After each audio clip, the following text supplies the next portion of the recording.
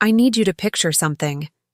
Picture a woman sitting alone in a crocheting chair at 7 in the morning, windows fogged white from the warmth of a stove, wearing a yellow cardigan with pearl buttons. She's listening to the radio. She has a phone in her hand. And on the other side of the world, past midnight in a city so cold the air itself cracks, a man in a tuxedo is raising a glass of champagne to toast a woman who is not his wife. He has no idea what that woman in the yellow cardigan is about to do. That was me. January Thursday, Birmingham, Alabama. 7:14 in the morning, and I told my attorney Margaret Osei to freeze every single account, all of them. Every dollar of the $85 million portfolio my ex-husband Randall believed he had stolen clean from under me, while I was too forgiving, too faithful, and too foolish to see what was happening right in front of my face. He was in Yakutsk, at a gala, and I was here, and I let him toast her. He had no idea. Now let me take you back to how I got there, because nothing about that phone call makes sense unless you understand where I was standing. And more importantly, where I had been standing for 11 years. My name is Marlene, and I am 58 years old. I live on the 3rd floor of a public housing apartment in Birmingham, on a quiet suburban street with modest homes and chain-link fences. From my window I can see the street waking up in stages, the first car starting before sunrise, the neighbor's porch light clicking off, the school bus making its slow turn at the corner. It is the view of a woman who has been engineered small, and I mean that precisely. This address was not an accident. It was a destination someone chose for me. But that is not where we start. We start on the porch, January, and Birmingham's winter had settled in the way it does here. Not the punishing cold of places further north, but a persistent gray chill that makes you want to stay inside, that fogs the windows from the warmth of whatever you've got simmering on the stove. The cold keeps me inside most mornings.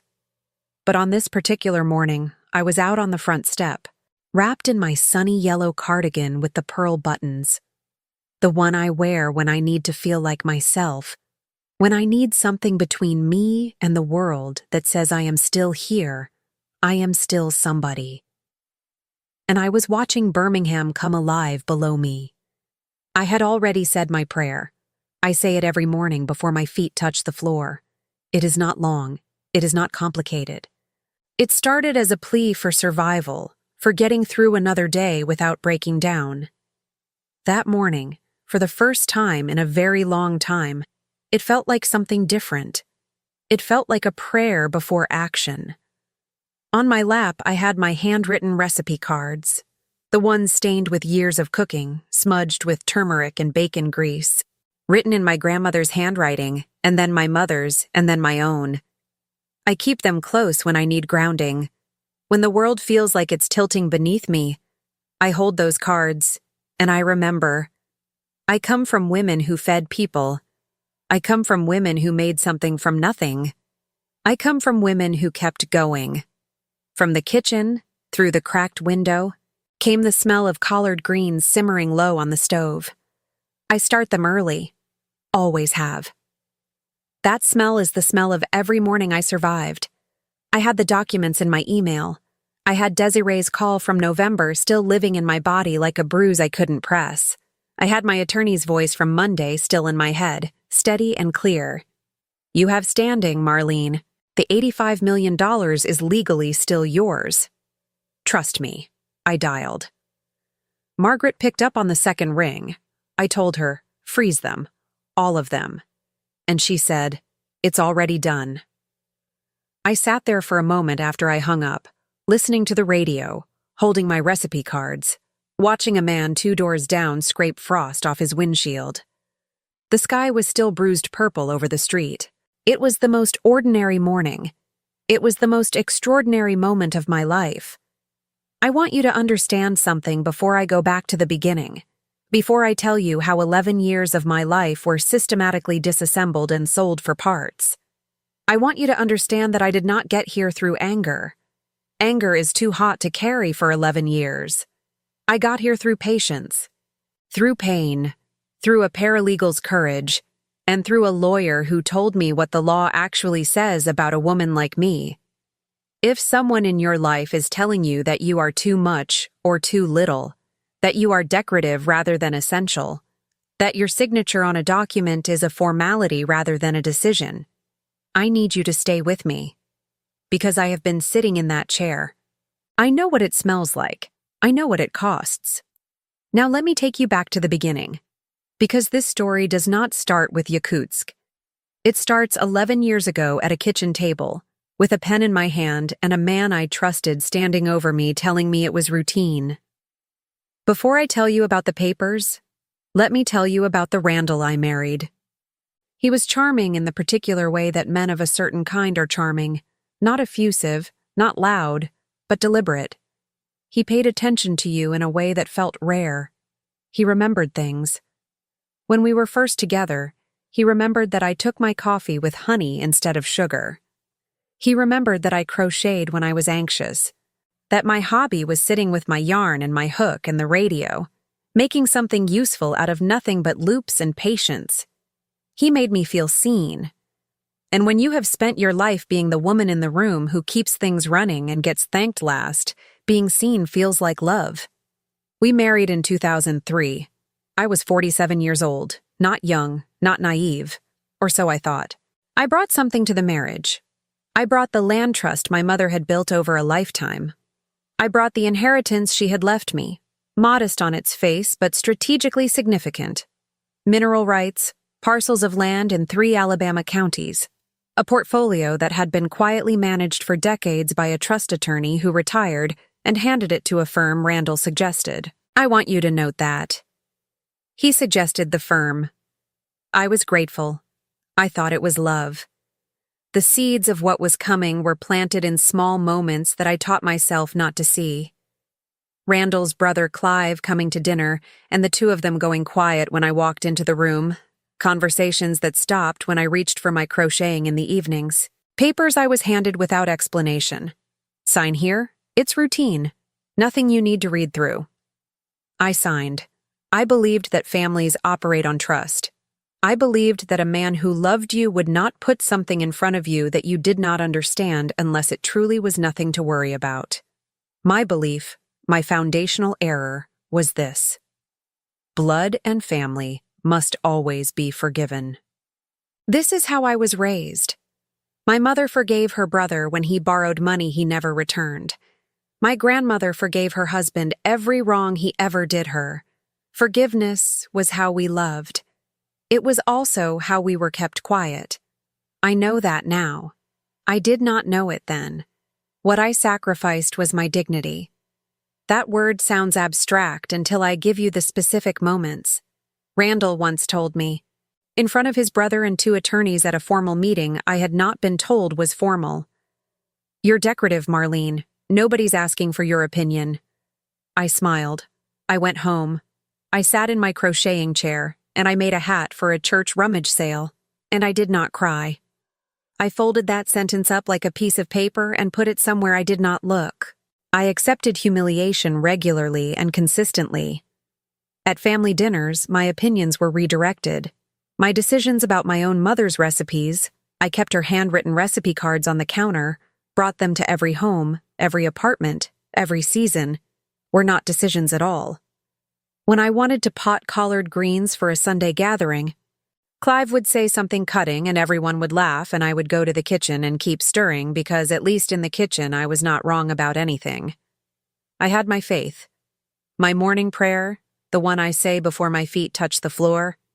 I had my greens and my recipe cards and my radio and my crochet hook. I had built myself a very small life inside a very small corner, and I told myself it was enough. But somewhere in the middle of all that forgiveness, I stopped noticing what I had lost.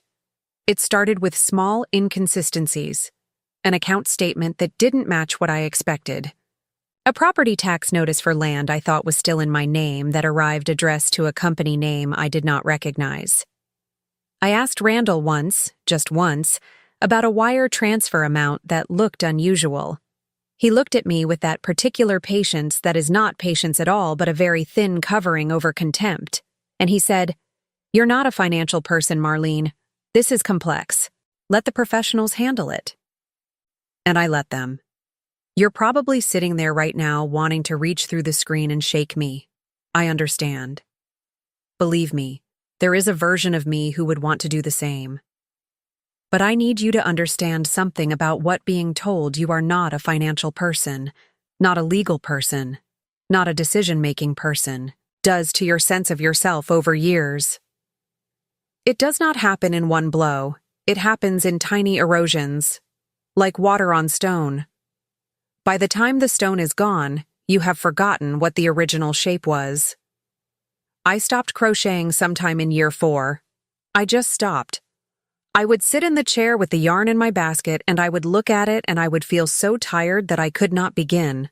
I used to love it, the rhythm of it, the way a pattern emerged from repetition, the satisfaction of finishing something.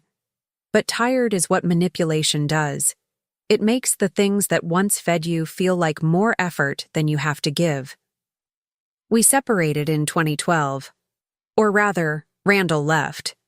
He left with his brother's support, with the understanding that the apartment on the 3rd floor in public housing was my situation now, and that the family finances were complex and would take time to resolve. He said, "We'll get it sorted out." For years I believed him. For years I kept the pot on the stove and the recipe cards on the counter, and I waited for sorting out to arrive. It did not arrive. Not the way Randall meant. Something else arrived instead, and it would come from the last person anyone expected to tell the truth. November 4th, 11:18 p.m. I know the time because I looked at my phone when it rang, and I remember thinking, who calls at this hour? And then I saw a number I did not recognize, and I almost let it go to voicemail. I almost missed everything. Ms. Marlene? A young woman's voice. Careful and shaky, like someone standing at the edge of something and deciding whether to jump. My name is Desiree. I've been working as a paralegal for the firm that handles the Holloway Trust accounts. I have copies of everything. I can't carry it anymore. I need you to know what they did to you. I sat down at my kitchen table. The windows were fogged from the warmth inside, January's cold pressing against the glass from the outside, the smell of my greens still in the air from dinner, my handwritten recipe cards on the counter where I always keep them, and Desiree's voice telling me what I had signed and what it had meant. I want to tell you what the investigation looked like before the call. I want to tell you I had already been digging, that I had a folder of evidence and a suspicion I had been building for months. The truth is messier and smaller than that. What I had was a property tax notice that kept nagging at me, and a cousin named Vera who mentioned at Thanksgiving that she'd had a similar problem with documents Clive had asked her to sign years ago. That was the beginning. I started asking quiet questions. I pulled the one account statement I could access. I compared it to a document I had filed myself in 2004. The numbers did not match in a way that made my stomach turn. But the full scope of it, I could not have gotten there alone. Desiree got me there. She sent me the files, wire transfer confirmations, the fraudulent incompetency filing, a private declaration that I had been deemed financially incapable, filed without my knowledge, which gave Randall and Clive authority over the trust. Forged signatures on transfer documents, a shell company name, Holloway Meridian Partners, LLC, into which my late mother's land trust had been rerouted over the course of 11 years. She had scanned everything. She had kept copies in a personal folder on a private drive. She had watched it happen, and she had told herself it was legal complexity she didn't understand. And then one day she understood it perfectly and could not sleep anymore. Do you know what $85 million looks like on paper? It looks like columns of numbers. It looks like account reference codes. It looks like attorney authorization memos. It does not look like 11 years of someone's life.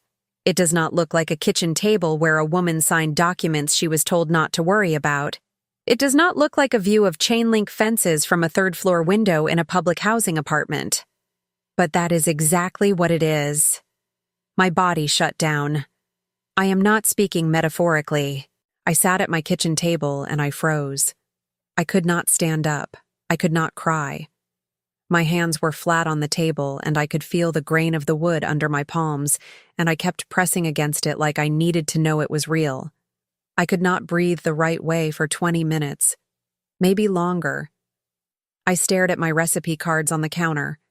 My grandmother's handwriting, my mother's handwriting, mine all layered together on cards stained with years of cooking. And I thought, all of this was happening while I was making pot roast and crocheting hats and forgiving everyone at the table.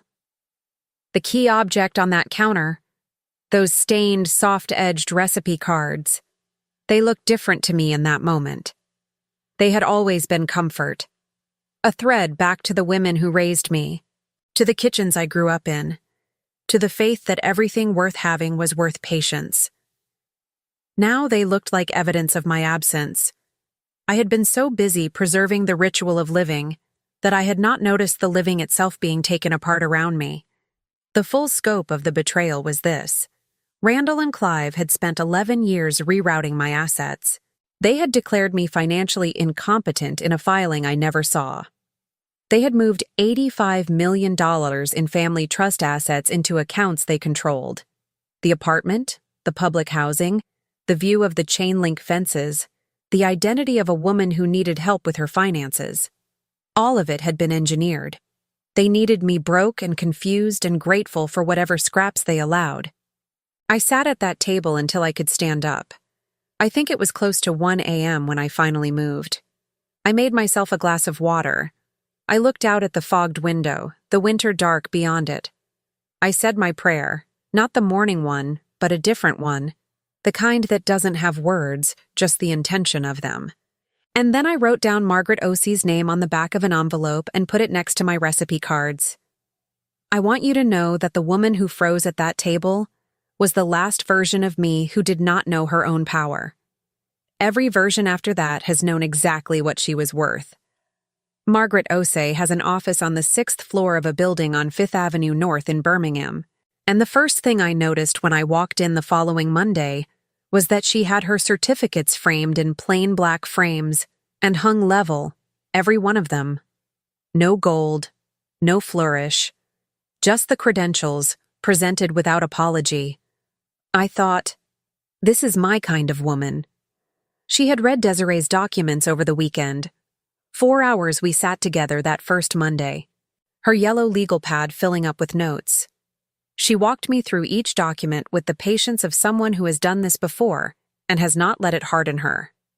Trust fraud, she said. Elder financial abuse, fraudulent incapacity filing, unauthorized asset transfer. Each phrase was a charge. Each charge was a door back into my own life. You have standing, Marlene, she said.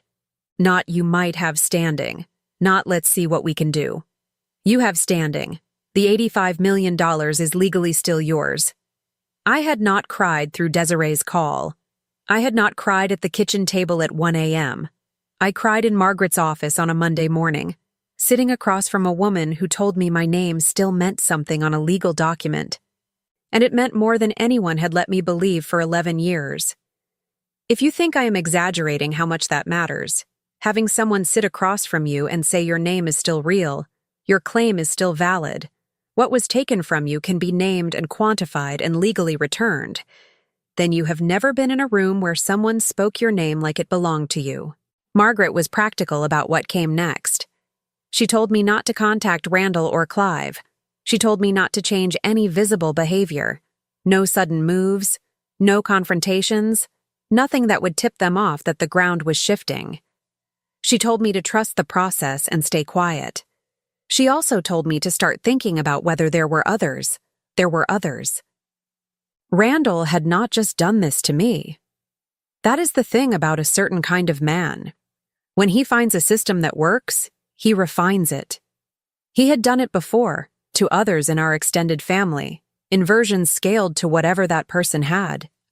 My cousin Vera, who had mentioned documents at Thanksgiving, she had signed away mineral rights on inherited land she hadn't understood she was signing away. An elderly aunt, Randall's own relative, had been pressured into restructuring her estate during a period of grief, and the restructuring had benefited Clive and no one else. A sister-in-law, quiet and isolated, had a version of the same story with a different shell company name. When I reached out to them, carefully, privately, through phone calls that felt like the most important conversations of my life, not one of them said, "I don't know what you're talking about." Every one of them said some version of, "I always felt like something was wrong, but I didn't know what to call it." You know what we call it now? Fraud. We call it fraud. I want to stop here and speak to you directly, because I know some of you are sitting with a version of this feeling right now. Maybe not 85 million, maybe 85,000 dollars, maybe mineral rights, maybe a family home, maybe a signature on something you were told not to worry about. The amount is not the point. The pattern is the point. The system is the point. And here is what I want you to hear. Finding an ally who understands the law is not a luxury. It is a necessity. Margaret Osei looked at a stack of documents that were designed to confuse me, and she translated them into a language I could act on. That is what the right professional does. They do not make you feel small for not knowing. They show you what you are owed. The emotional shift happened somewhere in the middle of that Monday, somewhere between learning what the fraudulent incompetency filing actually did and learning that it could be contested. I stopped being sad. Not dramatically, not a sudden flip, not a movie moment, but I felt the grief drain out of me quietly and something colder and cleaner take its place. Not rage. Rage burns too fast. What replaced the grief was focus. When I left Margaret's office that afternoon, the Birmingham sky was low and gray, the kind of winter sky that presses down on everything. I sat in my car for a moment before I started the engine. I thought about Randall and whatever city he was in. Not Yakutsk yet. That was still weeks away. I thought about him not knowing that his foundations were already beginning to crack. I thought about Desiree, who must have spent 3 years building up to that phone call. I thought about those recipe cards on my kitchen counter. Then I started the engine and I drove home, and I started making calls. Here is the discipline required of a woman who is about to take back $85 million. You have to keep simmering the greens. I mean that literally, and I mean it as metaphor. Every morning that month I got up, said my prayer before my feet touched the floor, put on my yellow cardigan if I needed to feel like myself, and I went about my business as if nothing had changed. I answered Randall's occasional texts with brief, neutral responses. I did not tell anyone outside of Margaret and the small group of family members I was slowly, carefully reaching. I kept the apartment clean. I kept the pot on the stove. Inside, I was moving at a speed I had not moved in years. The alliance was taking shape. Vera had her attorney review her mineral rights documents, and what she found in those documents dovetailed with what Desiree had provided for my case. The sister-in-law, whose name is Celestine, had kept every paper Clive had ever handed her in a plastic folder in her closet because she had a feeling, she said. She always had a feeling. That plastic folder contained a signed document with my name on it, a cross-authorization that had been forged, linking my account to a transfer Celestine had been told was her own transaction. We were building something that no one of us could have built alone. That is the point of an alliance. It is not just emotional support. It is a structural argument. Margaret was guiding all of it. She was coordinating the attorneys, reviewing the comparative documents, building the case. She told us to be patient. She told us that the strength of what we were assembling was its comprehensiveness. Not one wronged woman making a claim, but a documented pattern across multiple victims and multiple transactions over more than a decade. On a Thursday morning, 3 weeks into January, I drove to a flower market on the south side of Birmingham. I parked the car. I walked inside, into the warmth and the smell of it, cut flowers, clean water, something green and alive in the middle of winter, and I bought myself flowers with my own money. Yellow tulips, the same color as my cardigan. I know what the liberation symbol is supposed to look like in stories, the dramatic act, the fire, the door slamming. Mine was standing at a flower stall in Birmingham paying $12 for tulips from my own account, an account I had quietly opened in my own name at a credit union on the East Side, an account that existed outside of everything Randall had touched or controlled. I stood there and I paid with my card and I looked at the receipt. $12. My name at the top. The date. Ownership. That is the word for what I felt. Something I had not felt in 11 years. I put the tulips in a glass on my kitchen table next to my recipe cards. They were the brightest things in the apartment. The winter outside was pressing the cold against the glass as usual, fogging the windows. But there were yellow flowers on my table, and they were mine. Celestine called me that evening. She had heard from her attorney that her documents were holding up to scrutiny. Vera texted a photograph of a deed she had finally obtained through the county clerk's office. The land that had been transferred was in her grandmother's name, and that transfer had never been properly authorized. The case was growing. We were all growing. Margaret called on a Friday to tell me that Randall was traveling. International trip. She did not tell me to worry. She told me to wait for her signal. I spent that weekend crocheting. First time in years I had picked up the hook without feeling that bone-deep tired that had replaced the joy of it. I sat in my chair in the evening, the radio on low, the tulips on the table visible from where I sat, and I made 2 rows of a blanket in deep gold yarn that I had been saving.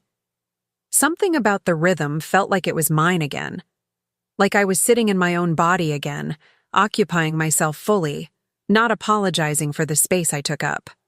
The close call came on a Sunday. Clive called me unexpectedly. He never called me directly, not in years, and my heart went absolutely still when I saw his name on the screen. I let it ring twice.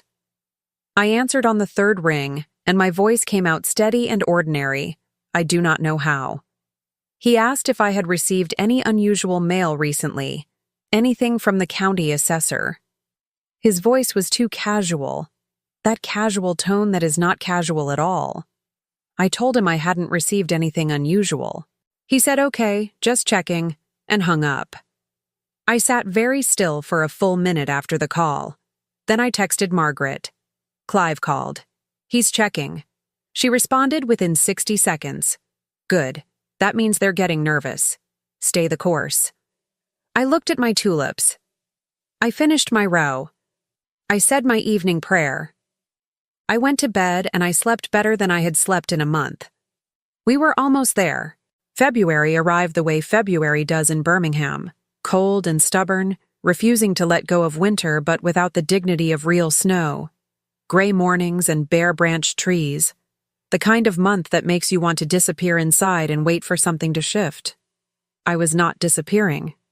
I was preparing. Margaret called me on February 3rd. She had filed the formal contest of the fraudulent incompetency declaration. She had filed the asset recovery claim. She had coordinated with Celestine's attorney and Vera's attorney so that all 3 actions moved simultaneously because simultaneous filing prevented the other side from managing the story, from paying off one claimant quietly while isolating the others. This was the architecture of the trap. Randall and Clive would receive 3 sets of legal papers on the same day from 3 different directions. Before they could call each other to coordinate a response, every financial account tied to the Holloway Meridian Partners entity would be frozen. All of it. Every dollar of the $85 million portfolio. The accounts would be frozen on the morning of January 16th. Randall was in Yakutsk. I was on my porch. Let me tell you something about that morning that I haven't told you yet. I had spoken to a journalist named Kevin Tatum 6 days earlier. Kevin worked for a local television station and covered community interest stories, fraud cases, local accountability, the kinds of stories that don't make national news but matter enormously to the people they happen to. Margaret had suggested the contact. She said the public element was part of the case strategy. Shining light on a fraud scheme is not just catharsis. It is protection. It makes it harder to intimidate victims when the story is already public. I said yes to the interview without hesitation, and I want to tell you what my hesitation had looked like 11 years ago, every time I thought about telling someone what was happening to me. It looked like this. Who will believe you? You are a woman in a public housing apartment on the 3rd floor. You are not a financial person. You are decorative. You have nothing. I sat in my apartment on February 8th, dressed in my sunny yellow cardigan with the pearl buttons, my crocheting basket visible behind me where I had positioned it deliberately, my recipe cards on the counter where the camera could catch them at the edge of the frame, and I told Kevin Tatum everything. The whole 11 years, the documents, the shell company, the fraudulent incompetency filing, Desiree's call, the 3 women who had been defrauded, the $85 million, the Yakutsk gala, the champagne toast to a woman who was not me. Kevin asked me at one point, "How did it feel, knowing that morning that the accounts were already frozen?" I thought about it for a moment. I said, "Like praying before your feet touch the floor. Like the day starts with the thing that matters. And everything after that is just the rest of it." The interview would run that evening at 6 p.m.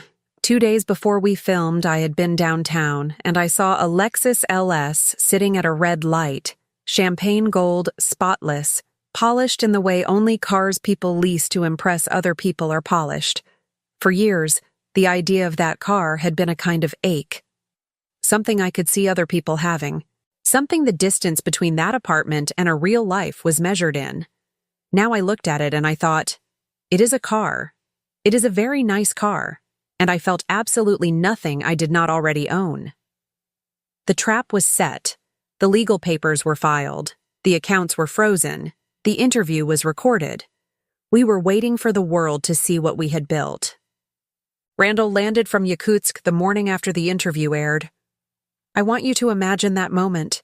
His plane on the tarmac, his phone reconnecting to a domestic signal, 47,000 shares, his attorney's number calling before he cleared customs, his pastor's voicemail waiting. I was making collard greens. The interview went to social media at 6:32 p.m. on February 8th. By 8 p.m., 12, your 0 shares. By midnight, 31, or 0. By the morning Randall's plane landed, 47, or 0 people had watched me sit in my yellow cardigan and describe, with complete specificity and complete calm, what he and his brother had done to me and to Celestine and to Vera and to others whose cases were still being reviewed. I did not watch the numbers. That is the honest truth. I had made my greens. I had said my evening prayer. I had gone to bed. When I woke up and looked at my phone, Margaret had texted 3 times. Kevin Tatum's producer had called twice, and Vera had sent me a string of heart emojis followed by the words, "Girl, our phones are ringing." Let me tell you what the confrontation looked like. Because it was not what I expected, and it was better than anything I could have planned. It was not a private dinner where I threw documents across a table. It was not a screaming match in a driveway. It was me, on a recorded interview, saying true things plainly in my own voice with my own name on them, and then watching those true things travel further than I could reach in 11 lifetimes. That is power. Not the kind that needs to be violent or dramatic, the kind that is simply true and says so. Randall called me at 9:17 a.m. the morning after he landed. I did not answer. He called again. I did not answer. He texted, "We need to talk, Marlene." I did not respond. My attorney was fielding his attorneys. The accounts remained frozen. He had no access. 0. The business he had built on the fortune he had routed through his shell company was operating on credit that was now in question. The wealth he had displayed, the trips, the galas, the champagne, the world he had built to show other people who he was, all of it required liquidity he no longer had. And his community was already moving. His church of 14 years sent him a formal letter the afternoon he landed. His membership was revoked pending the completion of the investigation. He had been on the deacon board for 6 years. He had been in the front row on Sundays. The pastor, a man he had known for 23 years, had watched the interview and then made a decision by morning. His neighbors, a street in a well-kept part of Birmingham's South Side, the neighborhood he had moved to after leaving me in the apartment on the 3rd floor, left a handwritten letter in his mailbox signed by 4 families. His country club suspended his account that same week. The community shunned him. Quietly, completely, and without drama. That is how it works in Birmingham. There is no scene. There are simply doors that are no longer open. Clive did not take it quietly. He called Margaret twice and was twice redirected. He hired his own attorney, who filed a counterclaim with arguments so thin that Margaret forwarded me the document with a single line of text. This is what desperation looks like. I want to tell you what I felt during all of this, because I think you expect me to say I felt victorious. I felt quiet. I felt the specific quiet of a woman who is no longer waiting for something to be resolved.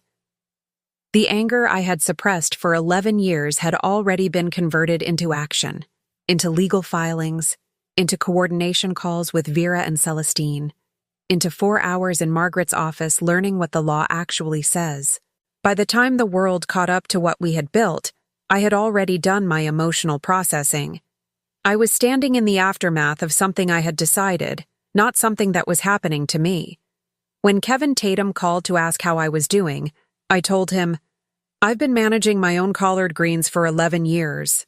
I think I know how to keep the heat right." He laughed. I meant every word.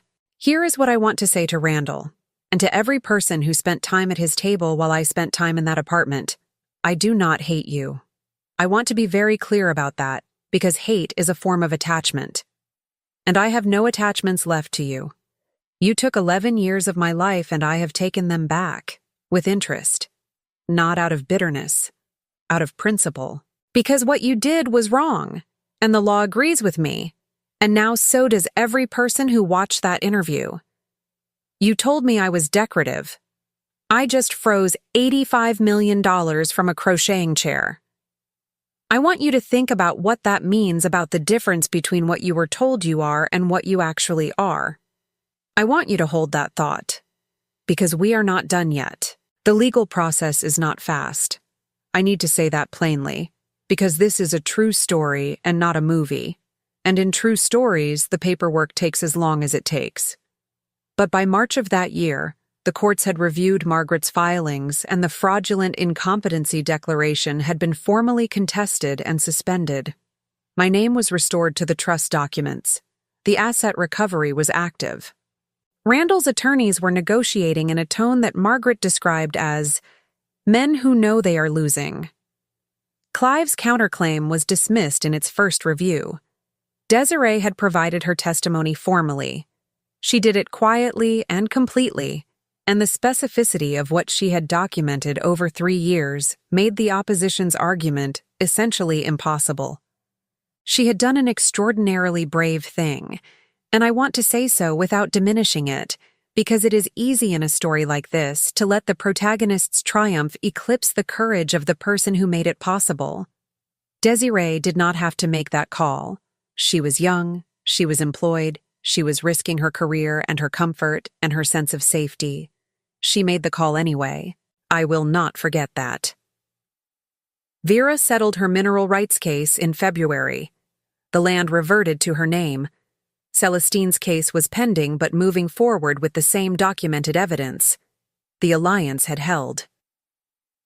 Margaret and I met for coffee on a warm March morning. Warm for Birmingham in early spring, the kind of day when you can feel winter finally releasing its grip on things. I wore a green top instead of the yellow cardigan. She asked me how I was feeling. I told her I was feeling like I was about to do something I had been putting off for a long time. The retirement village I had my eye on was called Magnolia Pines. It was in a suburb south of Birmingham with a pool, a card room, morning water aerobics on Tuesdays and Thursdays. The model unit I toured had 2 bedrooms, a kitchen with enough counter space for all my recipe cards, and a small porch facing a courtyard where someone had planted yellow flowers along the path. When I saw those flowers, I stood very still for a moment. That is my final destination. Not just a place, a life built to my dimensions.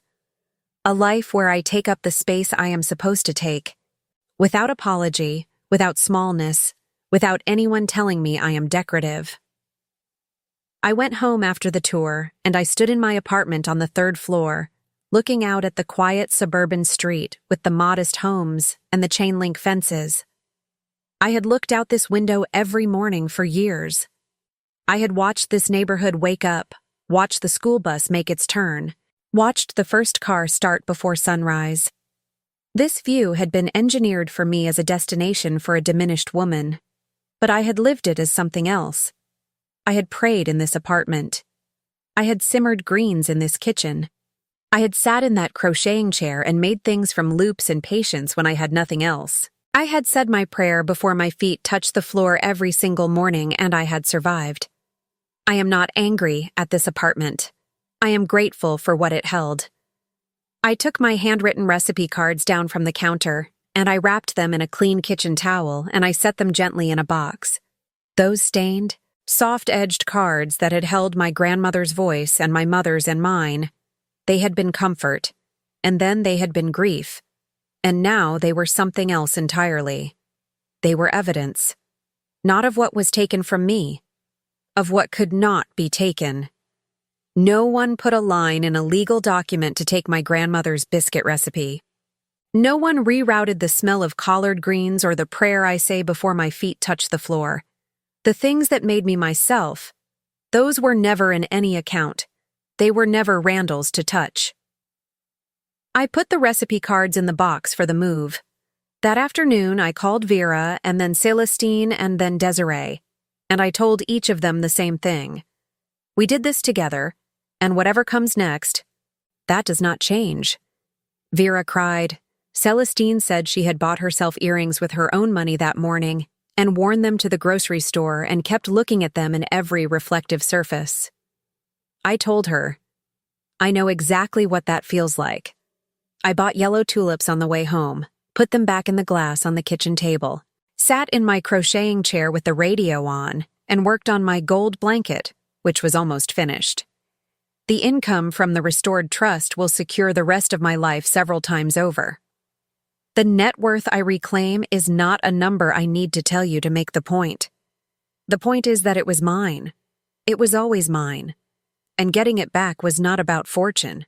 It was about identity. About answering the question of whether a woman in a public housing apartment with a pot of greens on the stove and a prayer in her mouth every morning is a real person or a decoration. I was always a real person. I just needed the law to say so loud enough for everyone to hear. Spring came to Birmingham the way spring does here. Not gradually, but suddenly, like the city exhaled all at once. One morning the trees are bare and the windows are fogged from the warmth inside, and the next morning there are blooms on every corner, and the air smells like something beginning. I had been waiting for that morning without knowing I was waiting for it. I am in the process of moving to Magnolia Pines now. The boxes are stacked in the living room. The apartment on the 3rd floor looks smaller already with the furniture moved away from the walls, the way spaces contract once you've decided to leave them. I stood in the kitchen last week and made one final pot of collard greens. Low heat, long slow simmering, the smell of every morning I survived filling the apartment one more time. I ate them standing at the counter with my recipe cards in front of me, the light coming through the window in that late afternoon way that makes Birmingham look like a painting. I thought about Randall. I am going to be honest with you. He does not occupy much space in my thinking anymore. His attorneys are still in negotiation. His church membership remains revoked. His country club account remains suspended. The community that he cultivated for 30 years has pulled back to a precise and irreversible distance. He is not destitute, the legal process is not complete, but the life he built on the illusion of wealth that was not his is structurally compromised. The business relationships that required his access to the Holloway Trust portfolio have dried up. His income from those structures is gone. He called my attorney's office 4 times in March, 3 voicemails, and one time he got a paralegal on the line. Margaret told me he asked, in his 3rd voicemail, whether there was any way to resolve this privately. She said it was the most clarifying thing she had heard in a long time. Not an apology, not a confession. A request to make it go away quietly. Even at the end, his instinct was to manage the narrative. I felt nothing when she told me. That is the truest form of justice I know. Not satisfaction or triumph. Indifference. Complete, clean, quiet indifference to his management attempts, his phone calls, his private resolutions. He is no longer someone whose opinion of me registers. That is freedom. Real freedom does not feel like a celebration. It feels like the absence of weight. Celestine's case settled in late March. Vera is planting things in her grandmother's land this spring. Desiree has a new position at a different firm, one that does consumer rights work. I sent her flowers on her first day. Yellow ones. Now I want to talk to you directly for a moment, because I know this story is not just mine. What happened to me has a name and a legal framework. The U.S. Department of Justice recognizes guardianship abuse and financial exploitation as serious problems in this country. That is not a small acknowledgement. That is the federal government saying, this happens, it is real, and it is a form of abuse. Cases like mine are not rare. They are common. They are quiet. They are designed to be quiet. The shame, the confusion, the isolation, all of that is part of the system. Experts warn specifically that false incapacity declarations allow a designated guardian or controlling party to access and move accounts, restrict visitors, and effectively erase a person's legal identity while they are still standing in the room. That is what was done to me. I was still there. I was still saying my prayer every morning, still making my greens, still crocheting in my chair. I was still entirely present. And there was a legal document that said I was not capable of managing my own affairs, a document I never saw, never signed, never knew existed. Here is what I want every woman hearing this story to do. Find out what is in your name. Request copies of every document that carries your signature. Not summaries, not explanations. Actual documents. If something feels wrong, the way a property tax notice felt wrong to me, the way a wire transfer amount felt wrong to me, the way Vera felt wrong about those mineral rights papers for years before she had language for it. Take that feeling seriously. Find a professional who will tell you the truth. Margaret Osei told me the truth in 4 hours and changed the entire direction of my life. The right attorney is not a luxury. It is a necessity. Do not wait to be certain. Be curious. Ask questions in rooms where you are told not to ask questions. Smile if you have to. Ask again when you get home. Learn what you have signed. Learn what you own. Learn what the law says about what belongs to you. The prayer I say every morning before my feet touch the floor used to be about surviving the day. It is different now. It is shorter and it is louder, at least in my heart. It is about building what comes next. I am 58 years old. I have yellow tulips on my kitchen table bought with my own money from my own account. I have a retirement village waiting with morning water aerobics and Thursday card games, and a small porch with yellow flowers along the courtyard path. I have my recipe cards, wrapped in a clean kitchen towel, packed in a box that is moving with me to the next chapter of my life. I have my crocheting, the gold blanket finished now and folded on the chair. I have the prayer. I have the greens. I have the $85 million or I will. The legal process is completing. I have Vera and Celestine and Desiree and Margaret. I have an alliance built by women who compared documents and quiet phone calls and discovered that they were not alone, had never been alone, and were more powerful together than any system designed to keep them small. And I have you, wherever you are listening to this, Birmingham or somewhere else entirely, sitting in your car on a lunch break, or lying in bed in the dark, or washing dishes while the radio plays.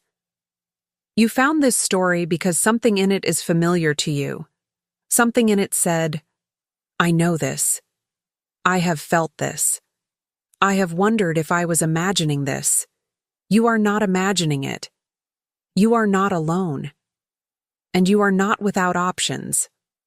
Tell me where you're listening from in the comments today. I read everyone.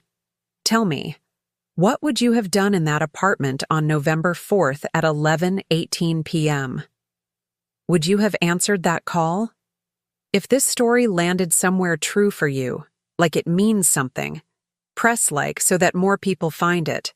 Subscribe if you want to hear more, because I have more to tell, and there are more women whose stories deserve to be told loudly and in public. I am going to go pack the last of my kitchen now. The greens are done. The flowers are on the table. The prayer is already said. It is time to build the next one.